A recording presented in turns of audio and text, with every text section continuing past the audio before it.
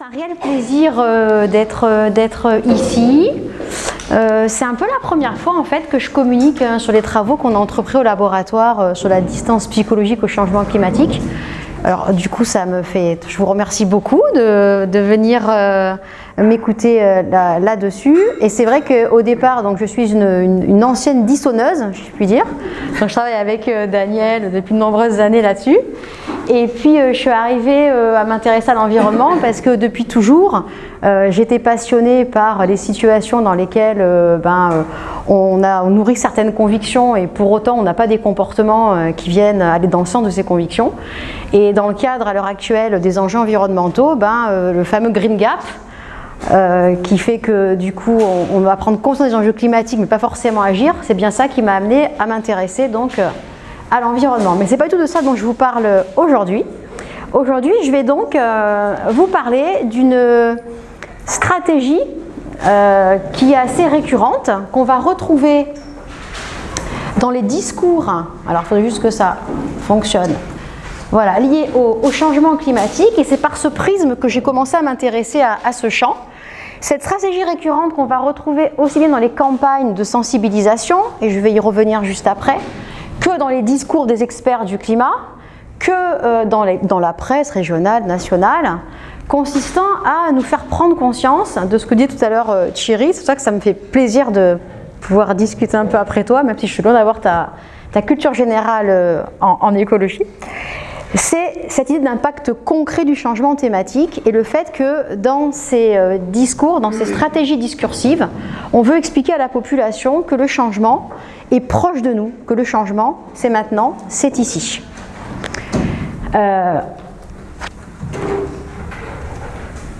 Cette stratégie permettant de présenter le changement comme proche, on peut l'actualiser en termes sur différentes dimensions.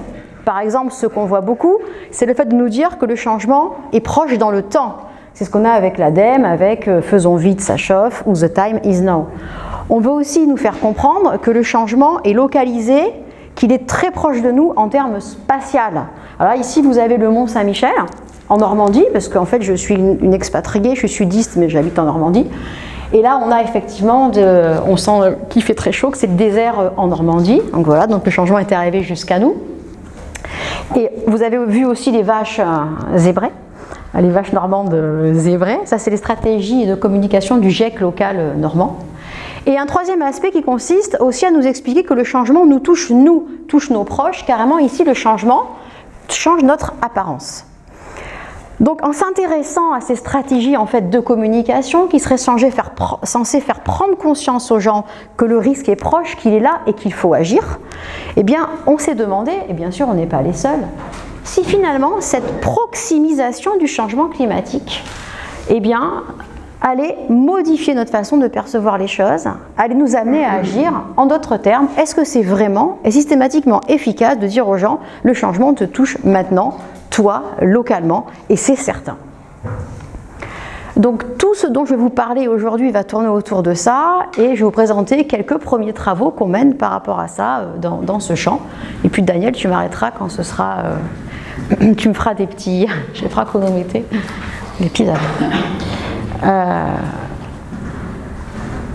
alors, l'intérêt en fait que les psychologues, essentiellement sociaux, ont porté à cette proximisation du changement climatique, il est par le prisme de ce qu'on appelle la distance psychologique au changement climatique, qui est un concept décrit par Tropp et Lieberman dans le cadre de la théorie des niveaux de construit. Donc je vais un peu revenir juste là-dessus pour qu'on puisse avoir quelques éléments pour savoir comment est-ce que ça a été traité déjà, cette question. Et pour vous présenter cette théorie des niveaux de construit, excusez-moi, mais... Et ben voilà. Et en visant l'ordinateur. Ouais. C'est parce qu'en fait, il n'y a pas de... Je ne suis pas branchée. Et que, du coup, comme le niveau est faible, il ne répond plus. Il faudrait que je puisse me brancher, mais il n'y a plus de prise disponible, j'ai peur si on est là. Voilà.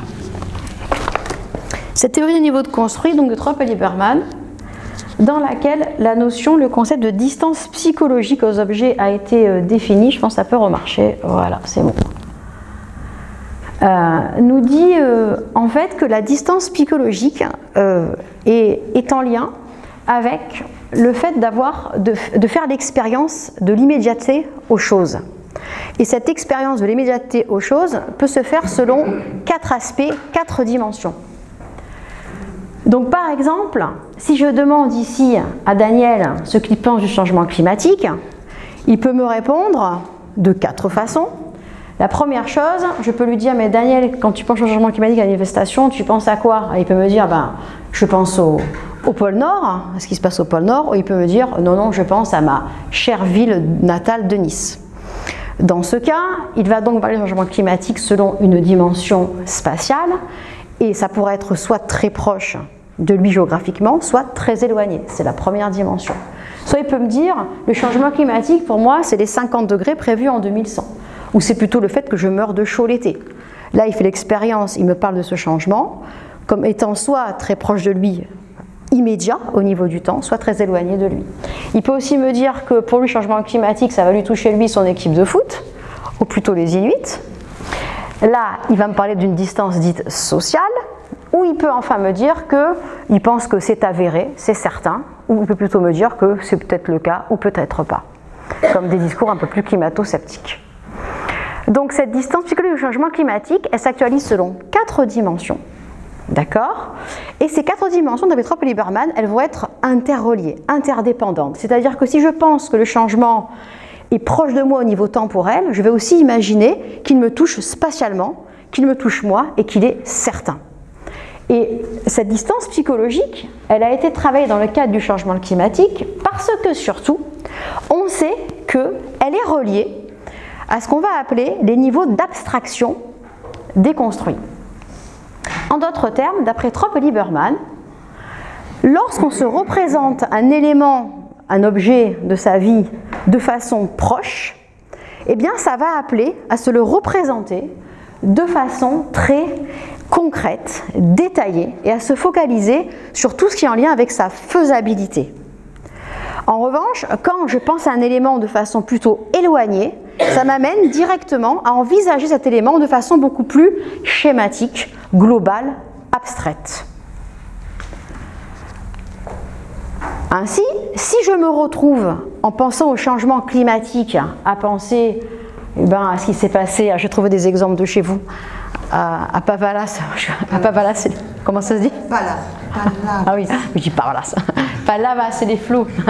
La crue de Palavas et les flots en 2019 ou la sécheresse dont tout à l'heure parlait Pascal actuelle.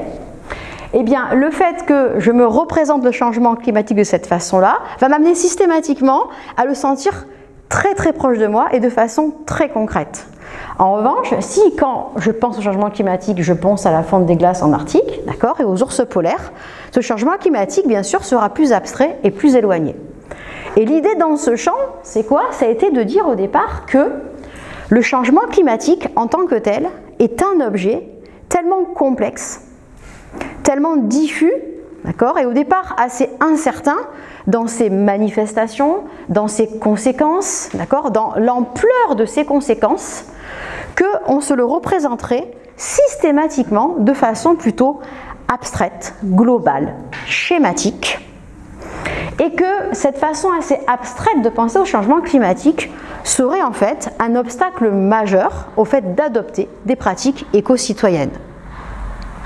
Alors c'est un peu tout à l'heure ce que tu disais en disant mais il faut que les personnes aient compris qu'il y a un impact concret, il faut qu'il y ait quelque chose de concret dans leur vie quotidienne pour qu'en fait ils puissent accepter la mesure ingénieuse que tu proposes.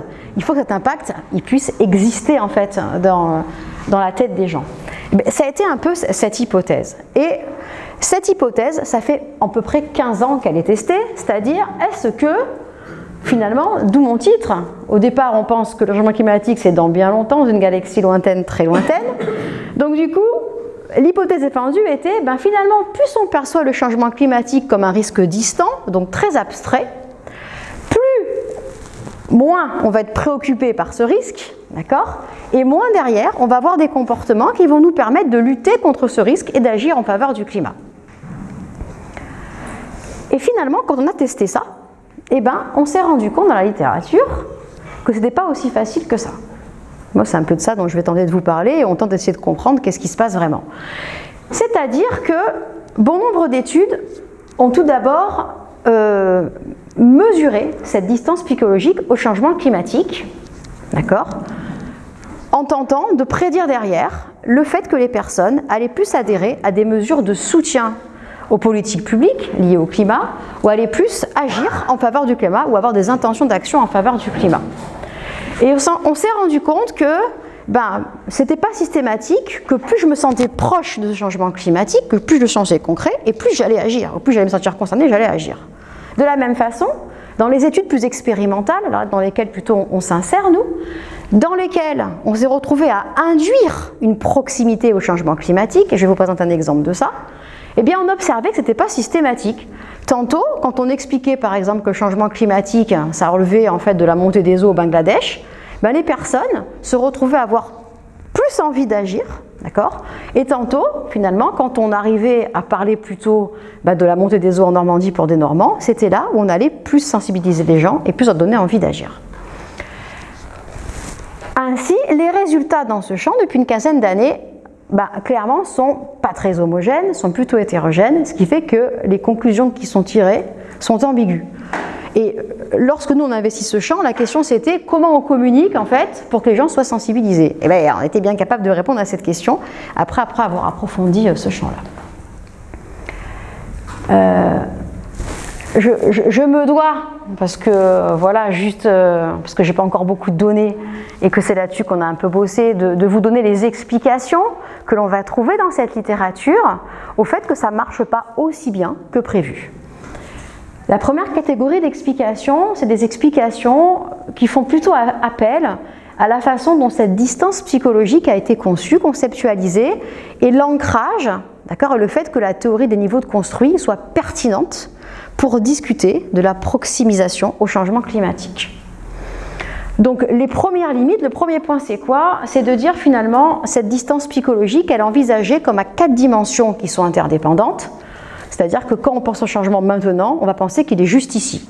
D'accord? En tout cas, c'est ça, climatique, c'est ça qui est dit dans cette théorie. Or, on voit déjà que dans certains travaux, c'est pas parce qu'on pense que le changement climatique est proche dans le temps qu'on pense forcément qu'il va m'arriver de façon proche au niveau spatial. Donc l'interdépendance entre les dimensions est déjà remise en question. Le deuxième point, c'est aussi l'interdépendance entre la distance psychologique et la représentation abstraite ou concrète de l'objet. On s'est aussi rendu compte, par exemple, qu'on pouvait très bien avoir l'impression que le changement climatique est proche au niveau spatial, d'accord, mais en même temps, en avoir une représentation très globalisante, d'accord. Donc pas forcément ce continuum. L'autre point, ou le dernier point, je passe sur les autres, a été de dire que peut-être que le changement climatique est un objet tellement complexe qu'on ne peut pas imaginer d'effet direct de la manipulation de la distance psychologique. Alors là, il y a une littérature entière là-dessus, qu'on a un peu épluché, dans laquelle on s'est rendu compte, là je l'ai mis en petit, mais je peux le mettre en gros, ou comme ça, où en fait on s'est globalement rendu compte que les effets étaient modérés par tout un tas de variables. Alors des variables très perceptives, des variables liées aux émotions ressenties, des variables liées plutôt à une disposition, un profil psychologique sur lesquels je reviendrai si j'ai le temps, des variables plus identitaires, où on s'est rendu compte que finalement la distance psychologique, la proximisation du changement climatique induisait des comportements, d'accord, mais selon certains types d'émotions activées ou certains types d'émotions ressenties, mais selon certains traits de personnalité, certains types de tempéraments existants, mais selon certaines perceptions ou croyances climato-sceptiques. Donc finalement, il n'y a pas vraiment d'effet direct. En tout cas, c'est la conclusion à laquelle les chercheurs sont arrivés. Également, quand on a introduit ce champ, nous on s'est dit, bon, alors avant de jeter le bébé avec l'eau du bain, parce que certains chercheurs, la dernière revue de questions, disent finalement, Tropel et Lieberman, on les jette, c'est trop réducteur par rapport à la complexité de la distance psychologique du changement climatique. Donc du coup, on va trouver un autre ancrage théorique, d'ailleurs dont certains, celui des représentations sociales aussi, on avait écrit un chapitre là-dessus, avec des collègues de représentation pour réfléchir à ça. On s'est dit quand même, on va aller voir du côté de l'opérationnalisation. D'accord? Comment c'est fait? Et quand on va dans ce champ, on se rend compte alors qu'il y a une hétérogénéité qui est très importante, La mesure de la distance psychologique au changement climatique, ben, il y a énormément de mesures. Dans chacune des études, ça n'est jamais forcément la même. Des fois, il y a une mesure à 4 items, une par chaque dimension. Des fois, il y a 16 items. Des fois, il y a trop de distance politique par rapport aux autres dimensions. Bref, c'est jamais la même qui est utilisée. Le deuxième point qui est limite le plus important, c'est la diversité des stratégies pour activer cette distance psychologique au changement climatique. C'est soit au changement, soit à un événement précis, soit on va le faire par rapport à des tâches spatiales et visuelles, d'accord ? Donc c'est jamais vraiment la même façon. Et surtout le dernier point, c'est que dans bon nombre d'études, quasi la majorité, il n'y a pas d'effet, où il n'y a pas de vérification de l'effet déjà, que le fait de présenter le changement climatique comme proche va déjà réduire la distance perçue à ce changement, et que c'est bien la distance perçue au changement qui, elle, va venir avoir un effet sur les attitudes et les comportements pro-environnementaux.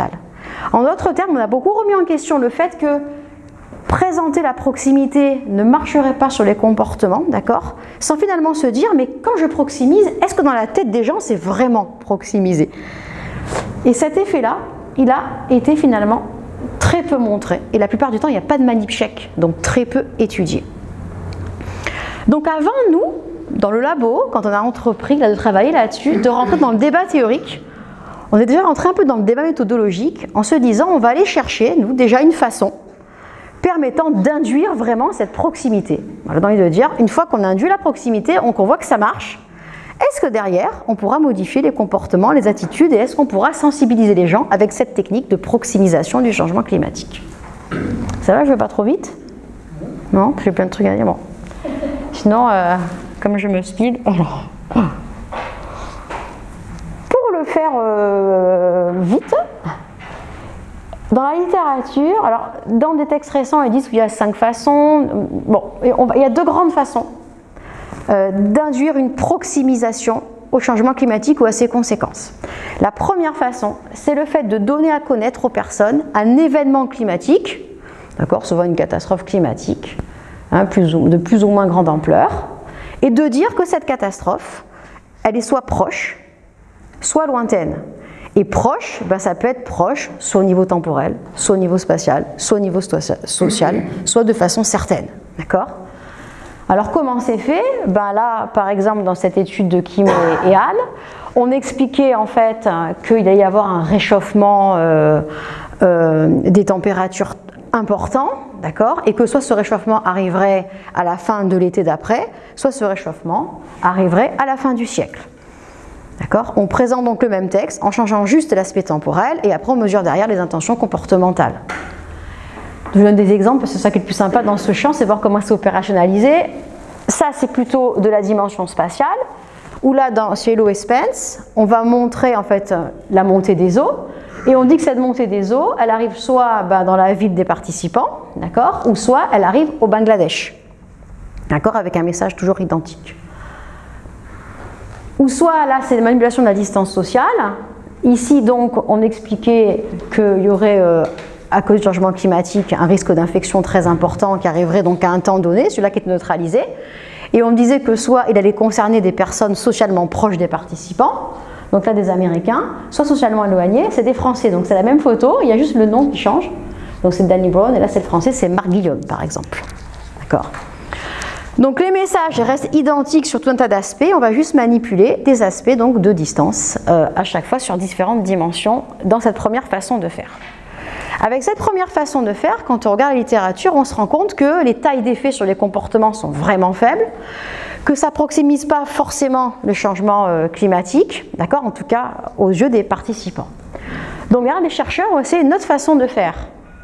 Cette autre façon de faire, elle va consister ici, non plus à manipuler un événement climatique, d'accord, mais à prendre des conséquences qui au départ sont plutôt lointaines et à tenter de faire percevoir aux gens que ces conséquences lointaines au départ sont proches d'eux, avec des tâches visuelles.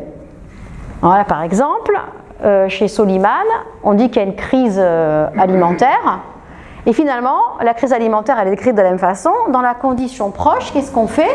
On prend l'échelle et on dit d'aujourd'hui à dans 1000 ans. Alors comme la crise alimentaire a lieu dans 100 ans, les gens doivent déplacer le curseur pour positionner la crise, forcément 100 ans c'est très proche d'eux, c'est la condition close. En revanche, dans la condition distant, la crise elle a toujours eu lieu dans 100 ans, mais là l'échelle elle va jusqu'à 100. Donc en fait, les gens prennent conscience par une tâche là, visuelle, en déplaçant un curseur, que la crise est plutôt éloignée d'eux. D'accord? Ça a été fait pareil au niveau spatial, en changeant par exemple une carte du monde, et en faisant en sorte soit qu'on tire un trait, que ça soit très éloigné de l'endroit où on habite, soit que ce soit très proche. De la même façon ici, au niveau des effets, d'accord, ça laisse un peu à désirer, il y a beaucoup moins d'études. Les tailles d'effets, encore une fois, sont toujours assez faibles. Je ne dis pas que pour nous, elles vont être plus importantes, vous allez voir, sont toujours assez faibles. Et ici, finalement, on va toujours amener les gens à se rendre compte d'un événement qui est très éloigné, en tentant de le proximiser, mais l'aspect objectif du côté concret et maintenant n'existe pas, c'est loin, je proximise par une tâche visuelle, ou c'est j'ai deux tâches différentes, mais la personne ne se situe pas par rapport à ces événements-là. Du coup, ce qu'on a fait, c'est qu'on a tenté, nous, une méthode combinée. Là, c'est la première étude qui précède un peu à toutes celles qu'on met en place derrière. Une méthode qui va combiner la mise en place, donc la prise de conscience d'un événement, qui va être soit proche, soit distant, avec le fait que les personnes vont se situer par rapport à cet événement, dans le but qu'elles prennent conscience du risque, d'accord, et que derrière, elles puissent avoir davantage d'intention d'action. Donc dans la première étude là que je vous présente, on a donc travaillé avec Olivier Cantat, qui est un collègue, qui est géographe, climatologue, qui nous a donné accès en fait à toutes les simulations de Météo France de la DRIAS, qui sont des simulations à 100 ans, avec différents scénarios. Donc on peut taper en fait la ville et on peut voir tout ce qui va se passer d'aujourd'hui jusqu'à dans 100 ans, d'accord, dans toutes les villes de France outre-mer. Et on a créé en fait, avec cette première variable, deux conditions. Donc la condition distant, dans laquelle les participants prenaient connaissance d'un texte, donc qui disait réunion en 2100, quels effets sur le changement climatique sur le territoire à long terme, où là donc on avait bien une photo de Saint-Denis, qui était une ville là-bas, qui est la ville qui serait la moins impactée par le changement climatique, pour éviter les biais de ce qu'on appelle de sévérité, parce que forcément dans 100 ans, il y a beaucoup plus de pronostics d'effets du changement climatique qu'aujourd'hui. Donc en fait quand on veut contraster les deux effets, on essaie d'avoir une ville en fait proche dans laquelle il va se passer plein de choses et une ville éloignée dans laquelle il va se passer le moins de choses possible pour pas que les personnes sentent que la gravité en tant que telle soit la plus importante. Donc du coup là on a à Saint-Denis des graphiques qui montrent ce qui se passera dans 100 ans, d'accord, et dans la condition proche c'était pareil mais à Alençon et en Normandie. Donc on manipule et l'aspect temporel 2030, d'accord, et l'espace, l'aspect, la ville.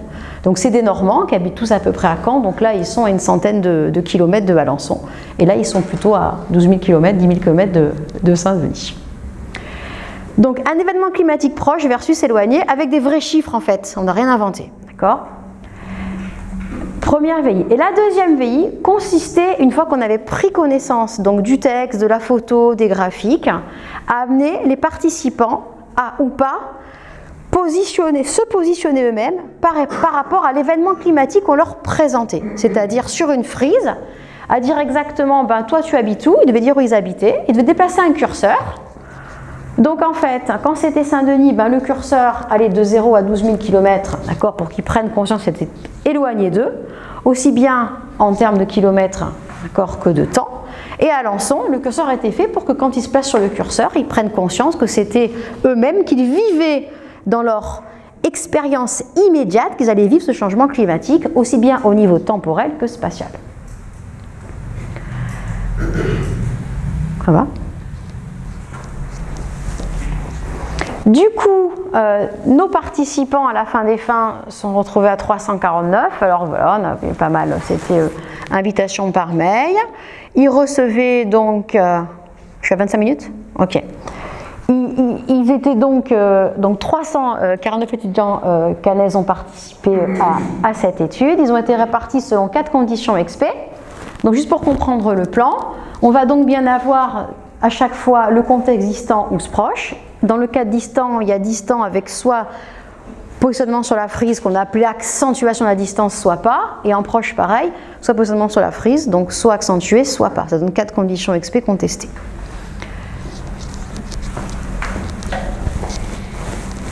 L'objectif, c'était qu'on ait une méthode qui marche. Donc juste derrière, on mesurait la distance psychologique perçue au changement climatique à l'aide de 4 questions qui sont, alors je vais dire classiques parce que chacun fait un peu la sienne, en tout cas celles qui nous a paru les plus faciles à opérationnaliser, avec une question pour chaque dimension de la distance. Lorsqu'un changement climatique, je peux l'envisager comme maintenant ou plus loin, comme proche de chez moi ou loin de chez moi, comme pour des personnes similaires ou pas, et très improbable, pas très probable. Et derrière, on avait 3 types de mesures. On les interrogeait ensuite sur ce qu'on a appelé la perception du risque de façon globale. Alors je ne vais pas tout détailler, dans laquelle il y avait 3 dimensions. La sévérité, gravité liée au changement climatique en tant que tel. La valorisation du risque, c'est en fait l'importance, la valeur accordée à ce risque climatique de façon générale. L'identification, c'est le fait d'avoir identifié que ça arrive vraiment. Et surtout la vulnérabilité perçue, c'est est-ce que ça m'arrive à moi? Est-ce que je suis impliqué, concerné par cela? On mesure également la réponse émotionnelle. Quand je pense à ce que je viens de lire, qu'est-ce que je ressens comme émotion en termes d'intensité? Déjà, est-ce qu'elles sont agréables, pas agréables, comme type d'émotion? Et enfin et surtout, on mesurait le soutien aux mesures d'atténuation qu'on pouvait mettre en place. Donc le soutien à 14 politiques publiques possibles. Et derrière, des intentions de comportement, d'accord, sur une batterie qui sont les batteries proposées par l'ADEME. De tous les éco-gestes possibles, on leur disait voilà, les actions suivantes correspondent à des actions, alors soit collectives, soit individuelles. On va se mettre là plutôt, d'accord. Dans quelle mesure vous sentez-vous prêt à réaliser chacune de ces actions immédiatement? Limitez votre consommation de viande, pas du tout à fait, et ça sur une batterie de 14 éco-gestes. Je vais revenir là parce que maintenant on va poser sur un seul éco-geste, tant finalement en fait les éco-gestes qui sont mesurés aussi dans ce champ sont tous très différents les uns des autres. Ils sont beaucoup considérés un peu comme une masse informe, comme étant tous en fait assez liés. Or, trier ses déchets, réduire sa consommation de viande, moins prendre l'avion ou adhérer à des mesures de soutien aux politiques publiques, c'est extrêmement différent et pourtant dans toutes ces études c'est aussi considéré, c'est pas vraiment pris en compte. Et on bosse là-dessus maintenant. Au début c'était très général, voilà, au niveau de cette première étude. Le modèle testé, c'est lui. D'accord, alors je reviens juste pour vous dire. C'est-à-dire qu'on attendait à ce qu'il y ait un effet de la manipulation, modéré par l'accentuation, sur la distance perçue au changement climatique. Cette distance perçue réduite, en fait, qui devait donc derrière déteindre sur la perception du risque, la réponse émotionnelle et le soutien à l'attention aux politiques publiques. Alors je ne vais peut-être pas rentrer dans ces détails-là parce qu'on a testé l'effet par contraste.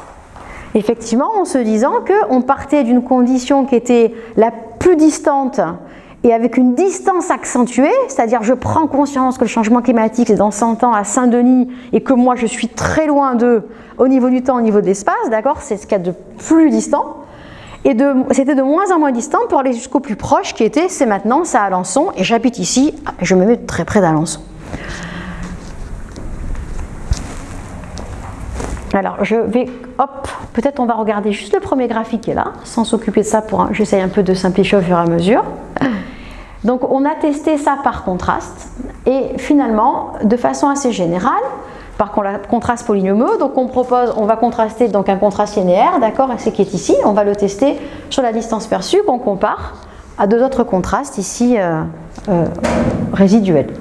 Et on va ici se rendre compte que ce contraste linéaire, son effet sur la distance perçue au changement climatique est significatif, dans le sens où on se rend compte que finalement, plus je vais me sentir proche en fait de plus je suis dans une condition de proximité au changement climatique et accentuée, d'accord, et moins la distance perçue à ce changement climatique est importante, d'accord, avec l'idée que c'est bien dans la condition où je suis distant accentué ici, d'accord, où cette distance perçue est la plus importante par rapport à une condition qui est proche accentuée. Globalement, je vais y revenir après ici, on a été confronté à un effet, alors peut-être au départ inattendu, mais après qu'on a très rapidement expliqué, à un effet qu'on peut appeler un effet plancher. Dans le sens là où regardez, c'est pas pour illustrer graphiquement, pour que vous puissiez voir la plante, parce que c'est significatif, on voit bien le contraste linéaire et son effet, mais en vrai l'échelle elle va de 1 à 5. Donc du coup, nos participants, nos étudiants canais et canaises, en fait, déjà se sentent tous déjà très proches du changement climatique en tant que tel, ce qui fait qu'on voulait les faire descendre encore plus que ce qu'ils n'étaient, et vraiment ce qu'on appelle un effet plancher, quoi. Donc il y a un effet, d'accord, mais cet effet, il n'est pas énorme, parce que finalement, notre population se sent déjà assez proche. Dans la deuxième partie du test des hypothèses, donc on voulait se rendre compte effectivement et tester, de se dire, est-ce qu'en manipulant la proximité au changement climatique, d'accord, le fait que ça nous permette de sentir que cette distance est plus faible, est-ce que ça va derrière impacter la perception que l'on a du risque lié à l'arrivée du changement climatique, ou en tout cas au fait qu'on puisse le vivre? Donc la réponse est oui, dans le sens où on a bien donc ici un effet indirect, il n'y a jamais aucun effet direct, il y a un vrai effet indirect des conditions de proximisation, dans le sens où quand je vais proximiser et accentuer cette perception du changement climatique, d'accord, ça va me faire sentir que le changement climatique est plus proche, et effectivement c'est là où je sentirai que c'est plus grave, d'accord, la sévérité perçue est plus importante, et que ce sera plus important pour moi, et que je me sentirai plus vulnérable. C'est là où l'effet est le plus important. Sur la réponse émotionnelle, il existe aussi. Il existe aussi sur l'engagement comportemental, ici. Mais la taille d'effet est plutôt moyenne, c'est un peu plus faible, ça existe quand même.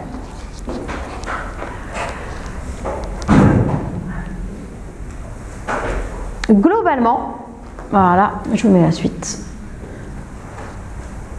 À ce niveau-là, donc au début, donc c'était il y a peu de temps, on avait donc finalement une méthode qui permet, cette méthode compilée, d'accord, qui permet en fait de présenter aux gens un événement climatique et de tenter de le faire vivre dans l'expérience immédiate, qui permettait vraiment de changer, d'altérer cette modification de la distance et de pouvoir booster l'intention des gens à vouloir agir en faveur du changement climatique.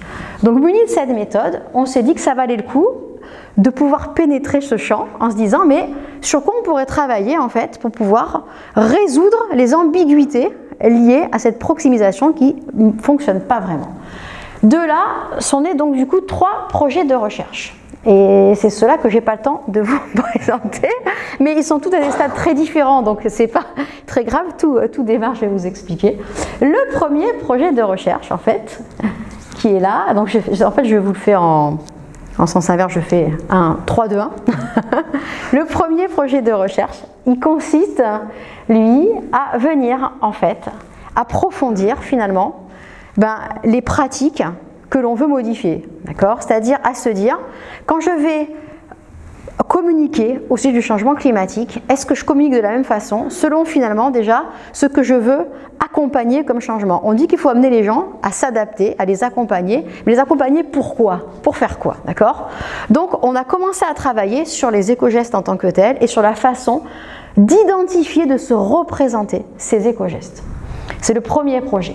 Le deuxième projet qui aussi débute, c'est un projet qui consiste à travailler sur une disposition générale, d'accord, et sur la mesure de cette disposition, de cette capacité que certains auraient et d'autres pas, qui permettrait à certaines personnes d'avoir le potentiel de franchir cette distance psychologique au changement climatique. Ce potentiel, en fait, qui jusque-là a été mesuré par des traits de personnalité très différents, comme par exemple les émotions autotranscendantales. On sait qu'il y a des émotions ressenties qui sont des émotions qui permettent de se décentrer de soi et d'autres qui permettent plutôt de se recentrer sur soi. D'accord ? Certains les ressentent plus facilement, comme la compassion, d'accord, l'humilité. Ces émotions-là amènent à pouvoir franchir notre propre expérience. Okay. Ou l'empathie, où on voit que quand on se met à la place de quelqu'un, on est plus capable, aussi bien cognitive qu'affective, on est plus capable finalement de se décentrer de l'expérience immédiate. Donc on a commencé à travailler sur est-ce qu'il n'y aurait pas une capacité générale qui prendra en compte ces différents aspects et qui ferait que les gens pourraient ou pas franchir la distance. Et ensuite, serait-elle mobilisable, d'accord, pour l'utiliser en termes de stratégie de communication pour prise de conscience du changement climatique. Et enfin, le troisième projet, il consiste toujours à trouver des stratégies permettant la prise de conscience dans sa propre expérience immédiate, plutôt que quelque chose de très abstrait. Et là, c'est dû aussi aux moyens que l'on a à Caen, qui sont des moyens où on a une salle en fait de réalité virtuelle dans laquelle on va immerger les gens et on va les soumettre à des représentations donc de réalité immersive liées à la montée des eaux. Et là, on voit qu'est-ce qui se passe en termes de distance, d'empathie et de comportement subséquent. Alors, ces 3 projets, donc, ils sont là. Alors, je ne suis pas du tout seule pour les mener. Ça, c'est tous les collaborateurs. Ça fait 2 ans, en fait, au labo qu'on travaille là-dessus. Donc, ces 3 projets, ils sont vraiment à des niveaux... ils ne sont pas du tout au même niveau, si je puis dire. Le projet qui est, à l'heure actuelle, qui a 2 ans, qui est le plus abouti, c'est celui que Camille Langlais mène dans sa thèse que je co-dirige avec Christophe Desmarques, donc qui est maître de conf à Aix, que vous devez connaître, et aussi avec alors Maxime Mauduit, c'est un futur maître de conférence, qui est le doctorant qu'on encadre avec Daniel, qui maintenant en fait a été recruté, voilà, du coup c'est cette année. Et donc sur ce projet-là, on a 2 ans de recul. C'est le projet qui consiste à travailler sur les éco-gestes et à adapter en fait la communication sur la distance psychologique au changement climatique à l'éco-geste que l'on veut accompagner.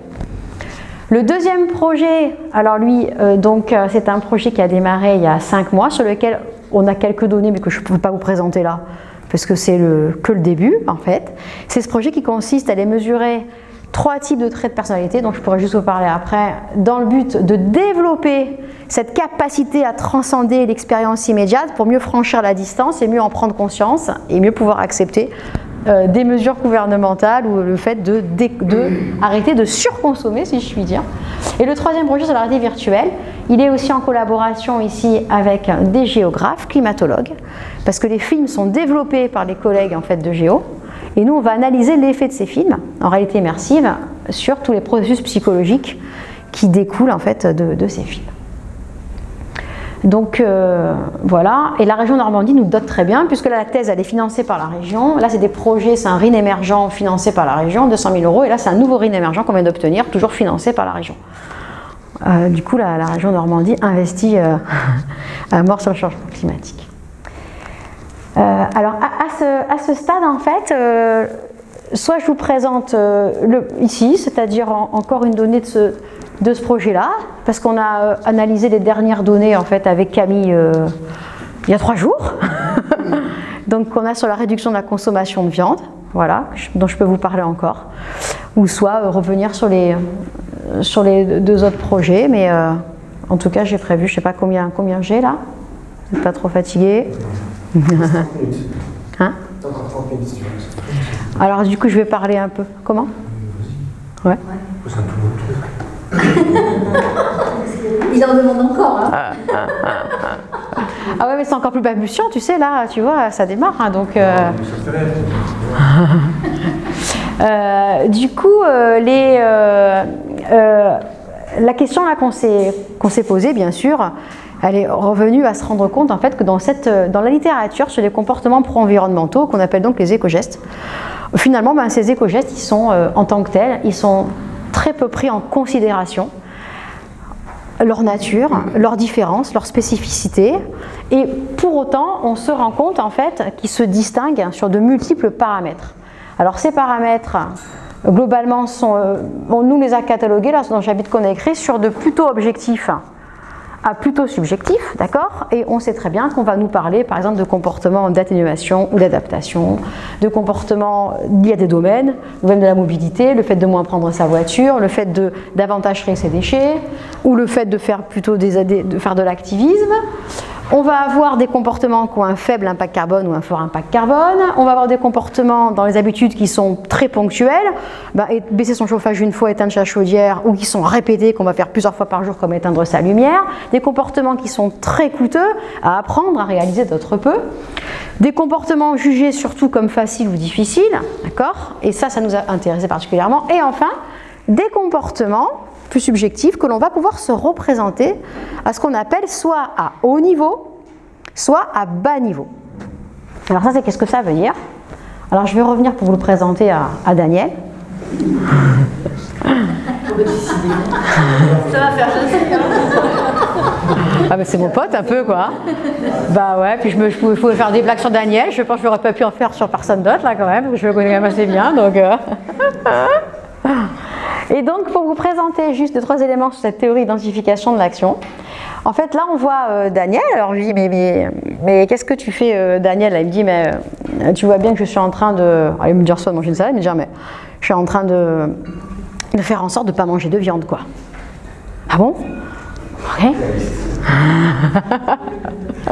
Et quand il fait ça, en fait, ben, il peut me dire, ben, bien évidemment, je fais en sorte de réduire ma consommation de viande, ben, parce que je veux limiter mon empreinte carbone, en fait. Je dis, ah bon, d'accord. Il peut me dire, mais attends, je fais en sorte de limiter ma consommation de viande en me faisant un planning prévisionnel de toutes les salades composées que Laure va pouvoir me cuisiner lundi, mardi, mercredi, jeudi, vendredi. D'accord? Donc finalement, lorsqu'on va se représenter une action, on va pouvoir le faire soit en se focalisant sur ce qu'on appelle le pourquoi je fais quelque chose, donc les raisons de faire quelque chose. On va pouvoir se focaliser sur ce qu'on appelle la faisabilité et les moyens de faire quelque chose. Et ça fait appel donc à la théorie d'identification de l'action, où on va appeler cette identification soit étant comme à haut niveau. Lorsque, par exemple, je fais du vélo, je peux me dire que je suis en train de sauver la planète, comme quand je réduis ma consommation de viande, je limite mon impact carbone, d'accord? J'identifie mon comportement à haut niveau, ça m'amène à penser aux raisons, d'accord, de ce comportement, au pourquoi et surtout à ses conséquences de façon très générale, ou quand je fais quelque chose, je vais plutôt penser à comment je le fais. Je fais du vélo, ben comment? Ben en appuyant fort sur les pédales parce que je suis en train de monter une côte, d'accord? Ou effectivement, ou en allant aux rues, en faisant en sorte le vendredi de ne pas choisir le plat avec viande. Et donc dans ce cas-là, je vais me focaliser plutôt sur une façon de me représenter l'action à très bas niveau, très concrète, en me focalisant sur tous les moyens que j'ai de pouvoir l'accomplir. Et dans le cadre de cette théorie, qui est assez vaste, que je vous résume en vraiment 32 secondes en termes là d'implication, on s'est rendu compte que certains facteurs pouvaient faire varier cette façon de se représenter l'action. Donc comme le contexte, par exemple, d'accord, ce que je vais pouvoir accomplir, mais surtout aussi la difficulté de l'action. Comment est-ce qu'on la ressent en termes de difficulté? Et dans ce champ, dans Mes anciens amours, on avait travaillé avec ma collègue Jessica Mange sur ce qu'on appelle l'hypothèse d'optimalité. Et cette hypothèse, en fait, permet finalement d'attendre que lorsque j'imagine qu'un comportement est facile à réaliser, d'accord, eh bien, ce qui me permettra d'être performante, c'est de plutôt l'identifier à haut niveau, à me focaliser sur les raisons de le faire. En tout cas, c'est la tendance qu'a l'être humain. Et en plus, on a montré que c'était très désirable socialement. Quand on dit ben, je suis en train de casser un œuf sur ma poêle, je vais dire qu'est-ce que tu fais Cécile? Je dis ben, je casse pas un œuf sur la poêle, je dis ben, je nourris mes 3 enfants. D'accord? Donc, on a une tendance à identifier à haut niveau, ok? Mais cette tendance à identifier à haut niveau, elle va être efficace quand le comportement est plutôt facile. Dès lors que le comportement est perçu comme difficile, on sait en fait qu'il est mieux de basculer sur les moyens d'accomplir l'action. D'accord? Donc de voir les choses plutôt à bas niveau, sur la faisabilité. C'est l'hypothèse d'optimalité, d'accord, entre identification de l'action et difficulté de l'action. Et quand on a commencé à se représenter les éco-gestes de cette façon, avec des degrés de difficulté différents, d'accord, eh bien l'hypothèse que l'on a tenté de tester, ça a été de se dire finalement, dans la littérature, les résultats sont très hétérogènes, parce qu'on va appliquer des façons de communiquer sur le changement climatique sans jamais se soucier de savoir qu'est-ce que les gens en font dans leur pratique quotidienne. Et ce qu'on a défendu comme idée, ce qu'on défend toujours, mais je sens quand même que ça va être plus compliqué que prévu en termes de résultats, c'est que lorsque les personnes, d'accord, on veut les accompagner à mettre en place des pratiques dans leur quotidien qui sont des pratiques qui sont plutôt difficiles pour elles à réaliser, d'accord, eh bien, il faut plutôt finalement que pour ces pratiques, les focaliser sur les moyens de le faire. Il faut surtout leur expliquer le changement climatique en termes concrets, c'est-à-dire changement climatique proche, d'accord, concrète, adapté finalement aux moyens de réaliser l'action. En revanche, quand l'action est plutôt facile à réaliser, on est dans une situation où on peut, finalement la personne peut se représenter son comportement en focalisant sur les raisons de le faire, le pourquoi, et là, on pourrait se permettre de lui parler aussi du pourquoi le changement climatique, d'accord, est quelque chose de plutôt global, d'accord, concerne tout le monde et fait appel aux valeurs de la personne. On a donc défendu une hypothèse de compatibilité entre façon de présenter les conséquences du réchauffement climatique, du changement climatique. Ouais. Et les types de comportements que l'on veut changer en termes de moyens ou de raisons, d'accord, pour vérifier si cette compatibilité entre le comportement à changer et la façon de communiquer sur le changement allait focaliser les personnes, allait les amener à réussir ou pas le comportement derrière. On a testé ça, alors avec l'idée, mais ça que finalement ça marche toujours mieux quand c'est proche et focalisé sur les moyens.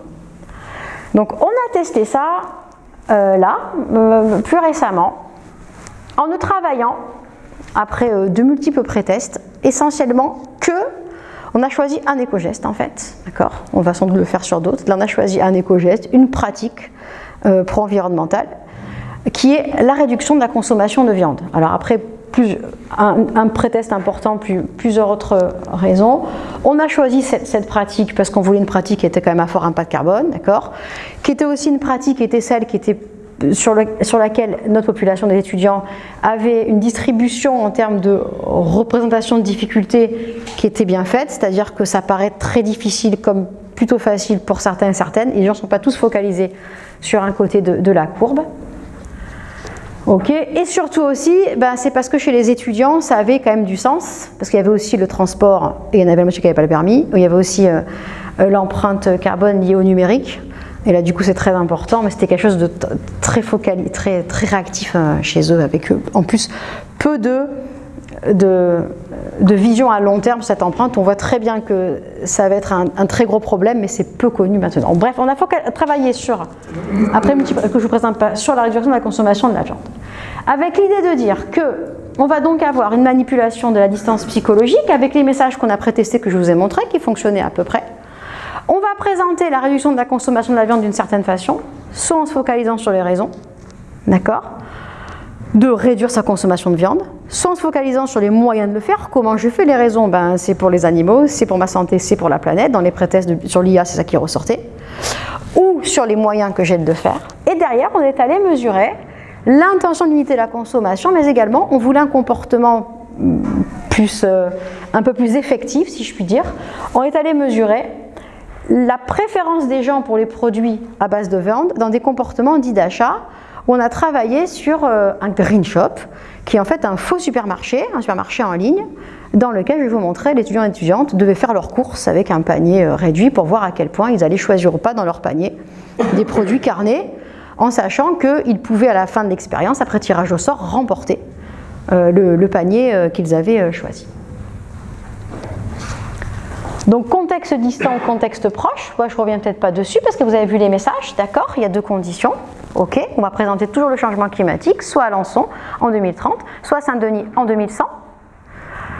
Une fois qu'ils prennent connaissance de ce message, là c'était passation individuelle, ça a été plutôt long. Ensuite, on communiquait sur la réduction de la consommation de la viande.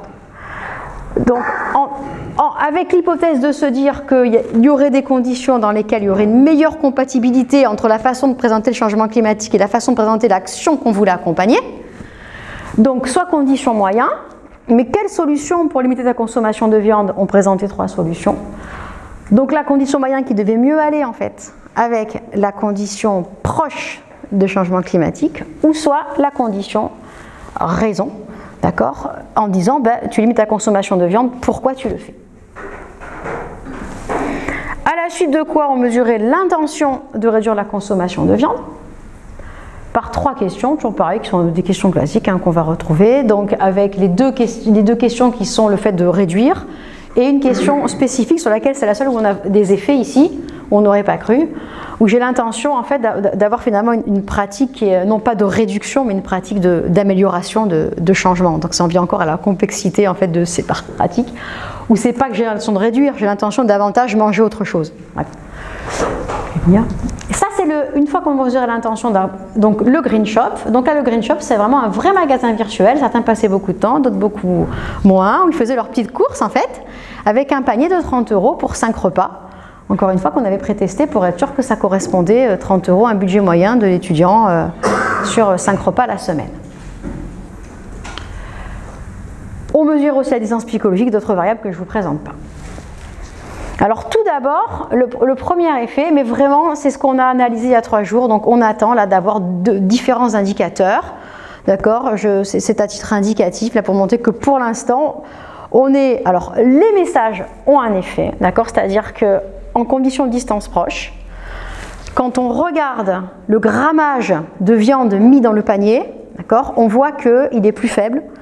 Quand on a rappelé que le changement climatique arrive à Alençon en 2030, okay, que lorsqu'on a rappelé qu'il arrive à Saint-Denis en 2100. Donc il y a un effet principal juste du message, mais qui vient pas interagir avec la façon de présenter la réduction de la consommation de la viande en termes de moyens et de raisons. Sur cet indicateur-là, alors c'est vraiment le début des analyses parce que sur ce Green Shop, on peut aussi analyser l'empreinte carbone du panier, on va pouvoir analyser le nombre de produits carnés mais reconstitués ou pas, parce que dans la Parmentier, il y a des bouts de viande, il y en a aussi dans la pizza au jambon et pas. Donc on a fait différents indicateurs. Pour l'instant, il n'y en a pas un qui fait sortir vraiment cet effet. On verra la suite au prochain épisode en train de voir sur le Green Shop qu'est-ce qu'on peut avoir comme indicateur plus fin, quoi. Et l'effet qui sort, qui est assez intéressant dans le sens de notre hypothèse, c'est un effet qui sort ici d'interaction, là vous le voyez, je peux mieux détailler, qui montre effectivement que eh bien, en condition présentation du changement climatique, d'accord, comme proche ici, ça c'est l'intention ici, d'accord, de manger plus de protéines végétales, ok. Donc là on a le fait que cette intention est significativement plus importante lorsque j'ai présenté le changement climatique à Alençon en 2030, d'accord, et ce, que quand on va focaliser l'attention des personnes sur les moyens de réduire sa consommation de viande. L'interaction montre ici que quand je focalise sur les raisons, d'accord, ben cet effet en fait ne sort plus. Donc ces premiers résultats nous montrent que dans la complexité des comportements des écogènes, des comportements pro-environnementaux, où on pense finalement que dans la réduction de la consommation de viande, le fait de dire je réduis la consommation, ça va être à peu près identique que de dire que pour réduire cette consommation, je fais appel à davantage de produits, de substituts, d'accord, qui n'ont plus des produits carnés. Ben finalement, la façon de considérer ces deux pratiques est totalement différente en fait dans la tête des personnes, en tout cas des étudiants ici que l'on a interrogés, puisque dans un cas, on pourrait imaginer que réduire la consommation de viande, c'est vraiment un comportement dit de réduction, le fait de faire moins, d'accord, ben, pour lequel on n'a pas grand-chose. En revanche, dans un comportement qui consisterait à faire mieux, d'accord, à améliorer, donc je ne réduis pas celui-là, mais du coup j'en fais un autre à la place, d'accord, là on va avoir des effets différents. Donc réduire la consommation de viande, ça fait appel en fait à différents moyens, façons de le faire, qui sont encore différents, pour lesquels les processus psychologiques ne sont pas les mêmes. Et pour lesquels les changements liés au changement climatique, bah, les messages ne fonctionnent pas de la même façon.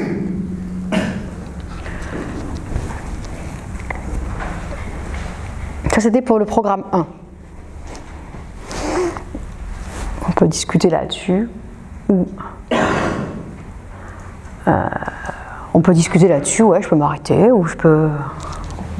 5 minutes, tu l'as quand tu veux. Ouais, voilà. Ben, du coup, pour gérer un peu comme je veux, l'idée là, c'est... je pense que la suite des choses là va consister à rester dans ce programme d'ensemble, bien sûr, focaliser globalement et premièrement sur finalement le type de pratique que l'on veut accompagner. Au départ, moi, c'est ça hein, mon terrain de prédilection, c'est-à-dire comment est-ce que je vais pouvoir accompagner le changement de pratique. Donc ces pratiques, en fait, pour lutter contre le changement climatique, sont toutes bien différentes parce qu'elles sont plus ou moins coûteuses au quotidien, parce qu'elles vont être plus ou moins effectuées, on va plus ou moins y adhérer, et que dans ces types de pratiques, d'accord, il y a aussi des variables qui vont être là plutôt liées en fait au tempérament ou à ce qu'on a pu développer, c'est-à-dire à des capacités, à des types de populations, d'accord, qui vont pouvoir finalement avoir les ressources pour pouvoir transcender cette distance au changement climatique qui en vrai existe parce que ça reste assez complexe, assez diffus, et que l'impact concret dans nos pratiques quotidiennes, et encore, en tout cas chez nous, dans nos populations, il commence à l'être, mais beaucoup moins visible que dans d'autres, et que du coup, il faut développer cette faculté de pouvoir transcender, franchir cette distance, d'accord, pour pouvoir se rendre compte de ces impacts ici et ailleurs. Donc la suite, là, c'est quand même bien, je vous mets le petit schéma, ici, ce qu'on tente de développer, toujours en considérant les pratiques, bien sûr, éco-citoyennes, mais en tentant, parallèlement dans notre projet, mais je pense que le lien sera fait plus tard, à développer une façon de pouvoir, finalement, développer une habilité à se décentrer de soi, de l'expérience immédiate dans le temps, donc à envisager les conséquences de mes comportements aussi bien dans le futur que dans le passé, c'est une vraie faculté, de pouvoir prendre la place des autres, ce qu'on appelle le perspective taking, donc c'est une partie, une dimension de l'empathie, que de pouvoir ressentir et vivre des émotions dites auto-transcendantales, qui sont des émotions qui permettent de se décentrer du soi.